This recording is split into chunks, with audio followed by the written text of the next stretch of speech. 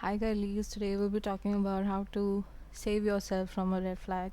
Before I start off with this video, I just wanted to tell you loud and clear that I have been guilty of making these mistakes in past once or twice, and I feel really sad sometimes that if I had someone hold my hand and tell me that these are the things that you're not supposed to do and you need to check, then I would have avoided those situations in my life. But that sadly did not happen. So I thought, why not make a video about how to save yourself from these kind of guys who just intend to waste your time and take away your youthful years while enjoying a free ride off you.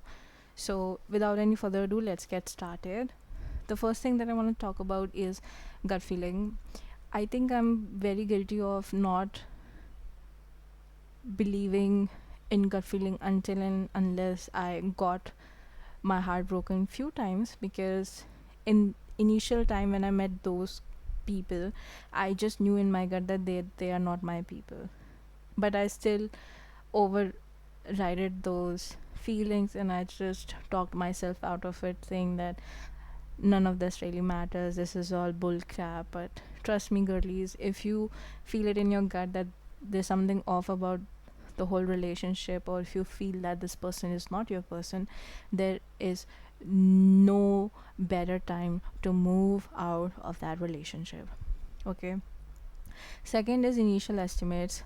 Now, when we meet someone, subconsciously we make certain estimates about whether this person is socially in same circle as we are.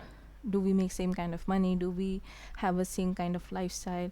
If the answer to those questions is no, then I would suggest you to walk out of those relationships, because it gets really difficult from then onwards. If you're say dating someone who's very rich, initially it might seem like very nice thing to have someone by your side who doesn't have to think too much about economy, but it will hurt you in your future. And vice versa also exists, where you're dating someone who's not on the same standard of your social setting. It will hurt you in your future. So make sure that you are getting along with people with same social class, or whatever you want to call that. I'm not talking about caste or religion here, I'm just talking about pure numbers. Okay. Third is gaslight. Okay, so guys are very good with it. If you ever go out and talk about your feelings to a guy and he say, oh, you know what, you're just overthinking, that dude is gaslighting you. If he's not trying to make you understand, or is not helping you out, or not soothing your insecurities, that person is completely gaslighting you. And sometimes we as women also gaslight ourselves when we know that this person is causing us so much of trouble. Because of them I have lost so much of weight, because of them I'm getting headache, because of them I'm losing a friend, because of them I'm not able to sleep on time. These are the giveaway or telltale signals where you know that this relationship is not going to make you prosperous. So please move out of that relationship in case gaslighting happens, because it is very ugly. Fourth is ask. What do I mean by that? So I used to be that kind of person where I would never investigate or would be bothered to know about someone's past, because I felt like everybody has a story and this and that. I was very naive back then. But now in my 30s I realized that our past reveals ourselves in ways where we are not comfortable revealing. If a person is having a very high body count, and let's say if you are not having that much of body count, you will realize that the belief system which both of you carry is not on the same page, and it will cause you a lot of problems. Trust me on that one.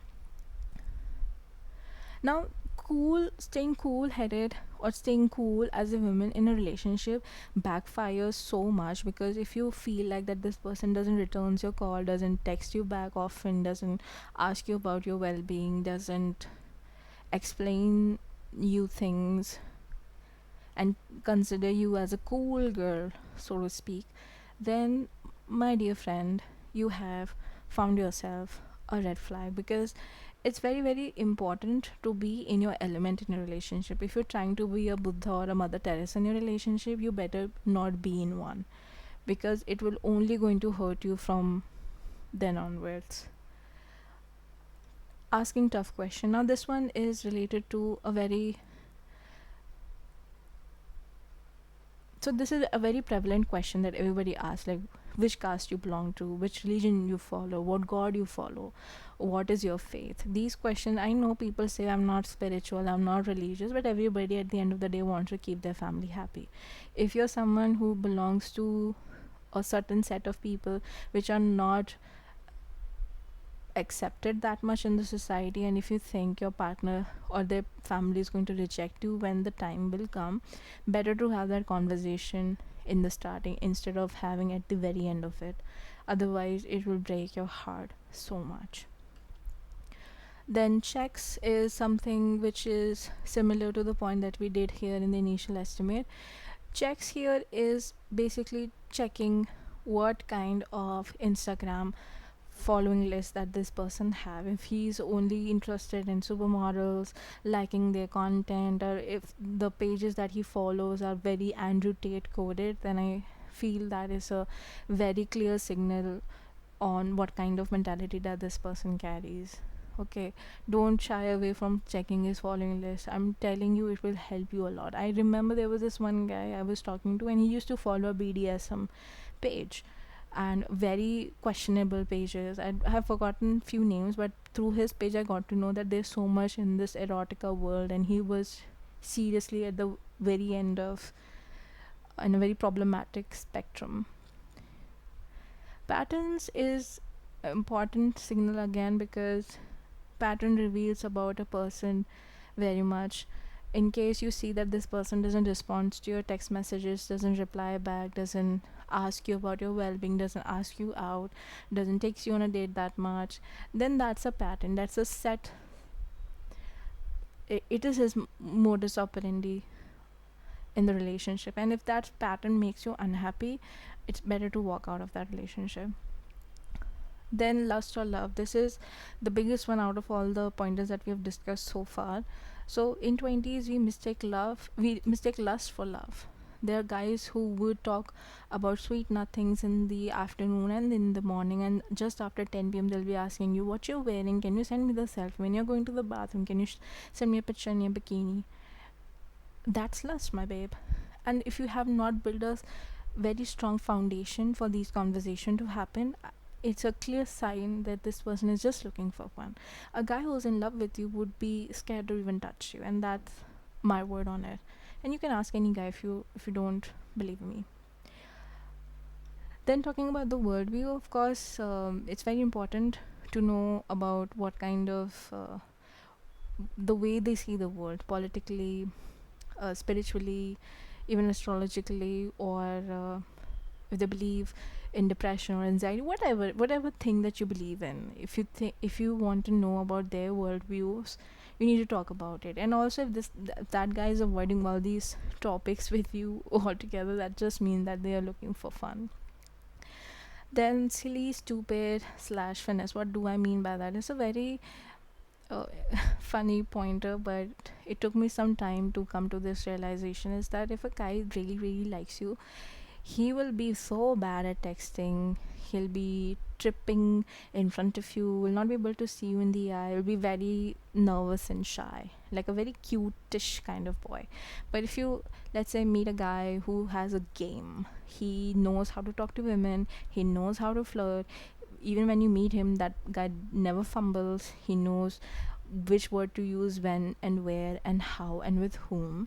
Then, my dear friend, you have found yourself a guy who is little playboyish, because to get in women's band, it's very important to have a conversation, because women are not like men. Okay, so these kind of guys are very sly, they're very slick, they, you will not be able to catch them the first time, but if you talk and see the patterns, I'm pretty sure you'll be able to see this as well. And last but not the least is Instagram. Check what kind of post he make. Is he a aesthetically driven guy? Because aesthetic guys are very performative, and they do things for the validation purposes. And in, I don't know why guys need Instagram in this day and age. Any manly guy would never want to post himself on Instagram. period. And you cannot change my point of view on that, because manly guys are out there creating business, being part of society, trying to take you forward as well as themselves. If a guy is always hooked on Instagram, posting his half naked selfies and this and that, then I'm pretty sure that you have just found yourself a mama's boy or whatever. Run, okay? If any of if even if the answer to all of these points have been 50 or 60% yes, then I strongly suggest you to get out of that relationship and find yourself a decent guy. I hope this really helped any one of you who has watched till now, and I will see you in the next one.